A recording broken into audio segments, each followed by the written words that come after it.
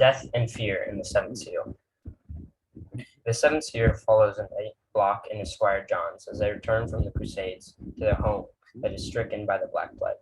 Throughout the film, the knight is followed by Death. The knight convinces Death to let him win his freedom through a game of chess.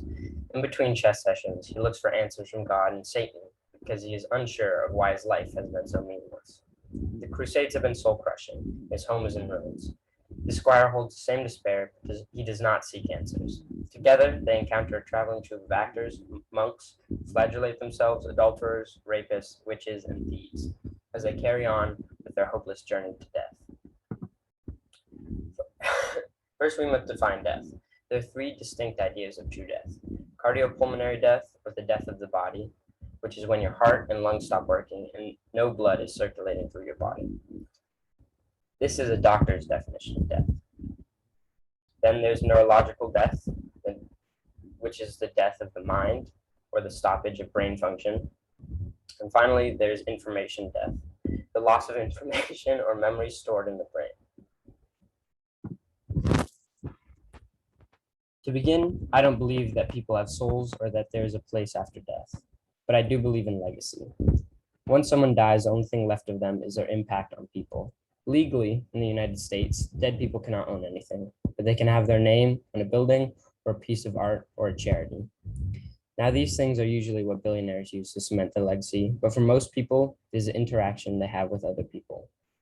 My grandfather has shaped my life completely. I was able to spend 5 years with him before he died, but he influenced my life so much through my parents and through my experiences with him. Without him, I wouldn't be alive. He affects my life every day, even though he is not alive. Though he is not continuing his legacy, my family and I are. Once someone cannot create their own legacy, I believe that is when they die. Death to me is the death of the body. Someone who is in a state where they cannot move, take in new information, to me is dead. The body of a person in a vegetative state is still working and processing information inside the body to maintain their life, yet they cannot impact the outside world. People in the vegetative state can affect the world around them, and they don't have a choice whether they can or not. With this in mind, I believe that neurological death is a real way of dying. Life is the human experience, so as soon as you stop experiencing life or stop consuming and processing information, your life is ended. When your mind stops working, you can't affect others, you can't expand your legacy. Information death doesn't seem like a correct idea either. My grandmother had dementia, so she couldn't create new memories, but towards the end of her life, as the disease got worse, she began forgetting old information about her past and childhood. Hypothetically, if a case of dementia was bad enough, a person couldn't have any memories, couldn't remember their past, or create any new memories either. So they have lost all neurological information, but they can still experience the world around them. They can still touch, feel, see, smell, and hear. They can still process and affect the world around them, even if they don't have any recollection of the past. So to me, they are still alive. With death defined, Epicurus and Lucretius both have ideas of why death is not something to be feared. Epicurus was a hedonist, meaning that he believed that only good things bring happiness and only bad things bring suffering. He posited that death brings no suffering.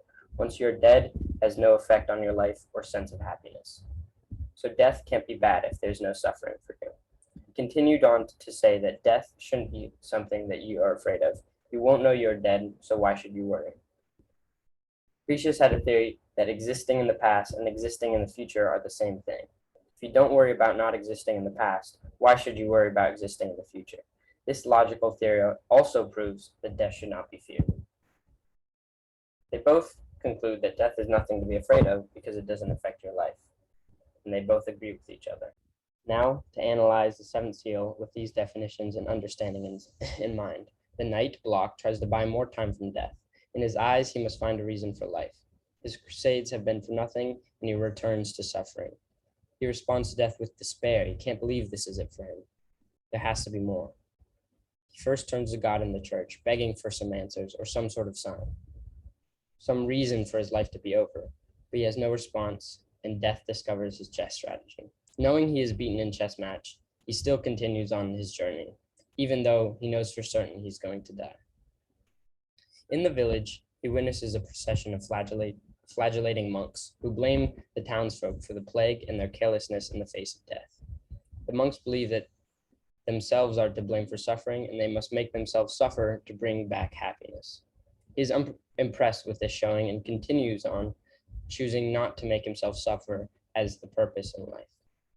He meets a troupe of actors, and they give him a meal of strawberries and milk. He is moved by this moment and exclaims, "I'll carry this memory between my hands as if it were a bowl filled to the brim with fresh milk. And it will be an adequate sign. It will be enough for me." He believes that he has seen a side from God, telling him about what life is about. He invites them back to his castle in return. The group continues on their journey, but runs into the execution of an accused witch. Block speaks to her, and asks her to let him speak to Satan in the last attempt to get answers. But he does not speak to Satan and realizes that she is insane and only terrified of death. He gives her numbing medicine and continues on. Final chess session, Block knows that he will be defeated. One of the actors sees Death playing Block and attempts to flee. Block realizes and knocks over the chess piece to distract Death, letting the actors escape.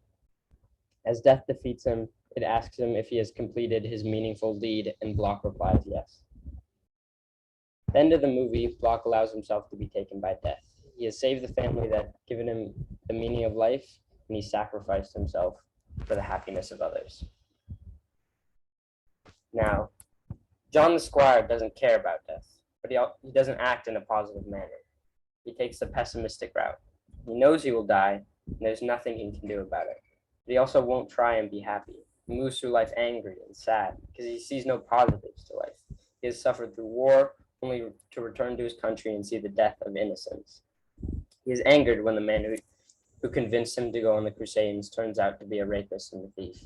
The man who said that the Crusades were righteous and were a righteous thing to do was nothing more than a trickster.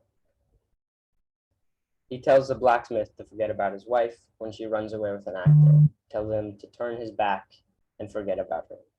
He stops the girl he saved from the attempted rapist from giving the rapist water because he knew the man was going to die. He didn't want to assuage the man's suffering because he knew there was no hope once the man died. John takes no pride in life. He can only see the negatives. He can only wait for his turn with death. He doesn't make the best of it. He only trudges along because he has nothing better to do.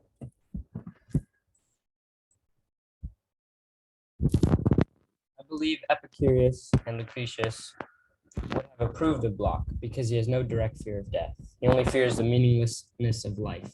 He only runs from death because this, and not because he doesn't want to die. Block has experienced so much death and suffering that he is numb to pain, but he still tries to find the silver lining. I believe that Epicurus and Lucretius would have respected his noble ideals. I do not believe they would agree with John's. They would have liked the way John responded to death.